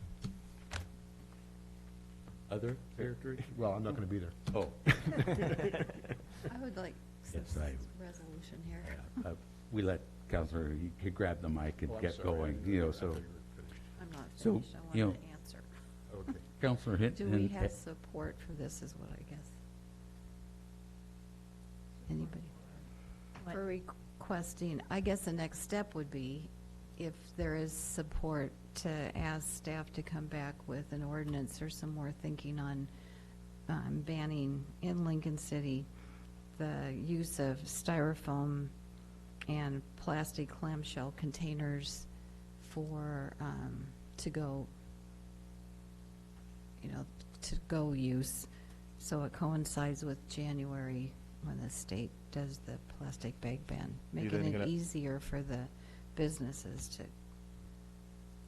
Are you going to recommend that they don't use plastic bags to put them in? You like. Because it doesn't, they're not required to do so. They can still use plastic bags. Oh, after January? Yeah. Correct. It's just end-user plastic bags. It does not.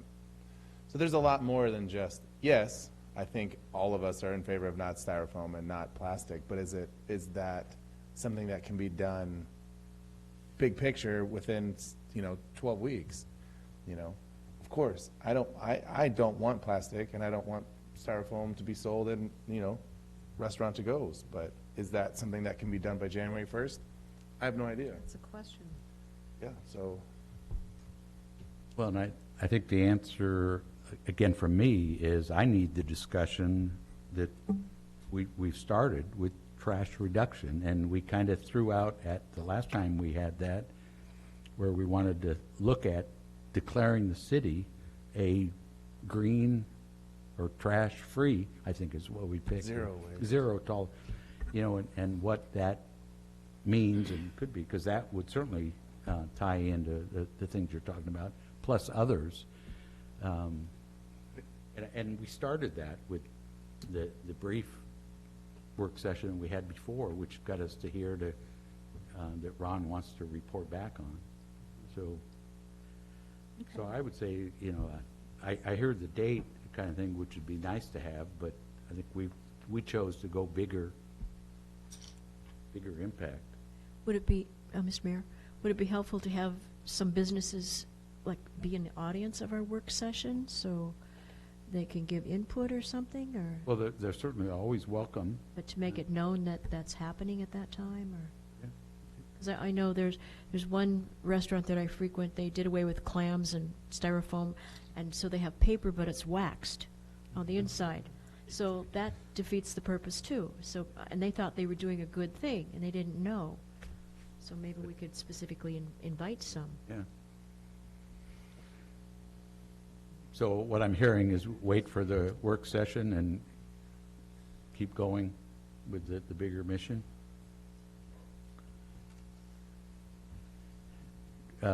Counselor Mark, that was it. You were just pushing the beer? Sorry for stepping on your toes. And Deanna, did you have some more? Because, did you have more stuff? Stop.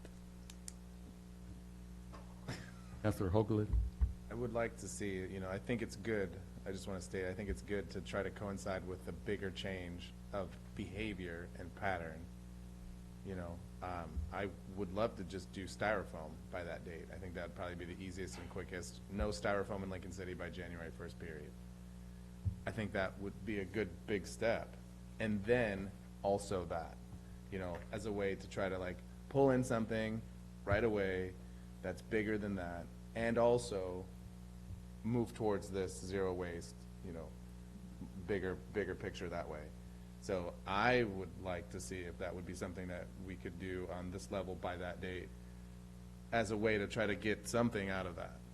That we don't have any styrofoam. We have a large tourist base out of bigger cities that don't have styrofoam. And so in order to really, be a part of that and that culture, we can say, hey, we also don't. With minimal cost differences to the businesses, so to be aware of that. Yeah? I concur. So Ron, Yeah, I got shaking heads all the way around. is that something, Yeah, I think what we can do on this is that, so we've got our presentation ready to go to give to you as far as the bigger picture, but I think we've got enough time between now and the work meeting that we can also draft an ordinance that will deal with, and I think what I'd end up doing is probably leave something blank and you fill in styrofoam, Just that kind of stuff. I just think we period, styrofoam, Yeah, in I any establishment. I think we can have that so that at the work meeting, if you say go forward with it, then we can get it onto the agenda. Whether or not 2 months is sufficient time for businesses, I don't know on that one. We'd have to find out. But that would be my only real big question. If you wanted to go forward, is 2 months sufficient time for businesses to adjust? So, Because you're looking at automotive places to hotels to eateries. I mean, it's not just restaurants, and so that's why I'm just saying no styrofoam. Okay. okay, Period. yeah. So okay? We'll have that ready to go as part of the discussion. Okay. Get something done. So now do you want to come back to your list? Okay. I'm trying. I'm trying. Counselor Hoagland, go All ahead. right, Ms. Casper, was that also person talking about speed bumps in that area? Okay, so that I was also contacted and said, hey, so I would. So anyway, I held a meeting at the Oregon Coast Trail. It comes through our city. Largely, it's on the beach. Is the idea is that it goes on the beach, and so there's a gap in our area that is from basically the bridge at, I think it's Nelscott, or I'm sorry, Schooner Creek, all the way into the entrance of Salishan. And so the task was to gather stakeholders, Fish and Wildlife, ODOT, trail associations, the Salishan Leaseholders Association. So we had, I think, 6 people here. And so we just had one meeting so far. And that section of road looks to have a large enough shoulder, thank you, to have that be really a thing. So they were looking at the Millport Slough Bridge. So not even ODOT knew that other side was there. So maybe it's for future, I'm sorry, ODOT, but the representative wasn't aware, let me say it that way, why that bridge was double wide like that. So it could be a temporary area for information or, those kinds of things. But it looks to be something easily done to have maybe continue the girders from where it ends near Immonen Road all the way to the Salishan entrance. And so that was it. It was really a good meeting. We were here for 3 hours, and so. And this was just for, again, edification, that I'd asked Riley to do this, and it shouldn't be an expense for the city. It's just because it's near the city, that's why they being ODOT and the county and others have asked us to have a representative and kind of take lead, since this gap is so near Lincoln City. Yeah. And Raleigh's the only one I could think of that, crawls through trails. So. I do. And you were busy. Oh, thanks. Second choice. I like to stay busy. Thank you for doing that, though, guys. So it's looking great. Good. I have there are a few things. One, I have a question for the city attorney, and it may be others have the same. Every day I pass 101 in the Habitat store, and there's a burned out house just south of that. At what point does our dangerous buildings kick in code? I realize it's quasi for sale, maybe no trespassing. Yeah, It's an eyesore. I think the property maintenance ordinance and the dangerous building code are implicated. So I can bring it to the attention of both enforcement And officers. it may be already, there's no evidence of. And that's not excluded from the city. I realize there's a section in there that. Nope. No, No, so that one's. I'll follow up.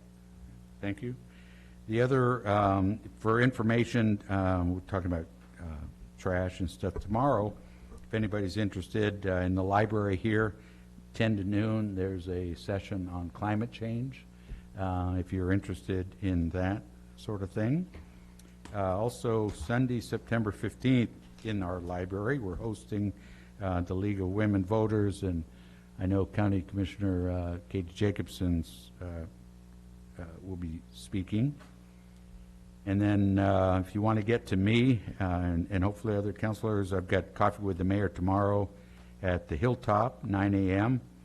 Or if that isn't convenient, next Monday at 9 a.m. at the 60s Cafe. Any other topics? Okay, we'll give you a comeback. Sorry. So if you recall, I don't know if it was I think it was last year, we had approved a local improvement district, and then we had people not do what the ordinance said. So we brought back an amendment to the ordinance to give people more time. So we have individually, and council can't do anything with regard to those non-compliances. We have people that are not paying, and people that refuse to pay, people that can't pay. So we have issues associated with that local improvement district. And you can't be involved in enforcement in the individual case, this property owner, that property owner. But we can come back to you with another ordinance in an attempt to try to get people back on track. Is that something you'd like me to look at, or I could detail it, but I don't want to involve like this person or that person. I just want to tell you generally, is this something you'd rather do than have the city? I mean, we foreclose on people that don't pay their assessments. We can also do enforcement actions and fine them. I'm just wondering, should I look at a corrective ordinance to maybe, I can't grant relief, but I could give more time? Is that something you'd want to look at? Well, I always like options, so, I would appreciate seeing anything, hearing anything where we could provide some options to nudge people into compliance. I would- Okay, I'll get with the manager and see if we can give you some options. All right. We stand adjourned. Thank you for coming. Thank you all.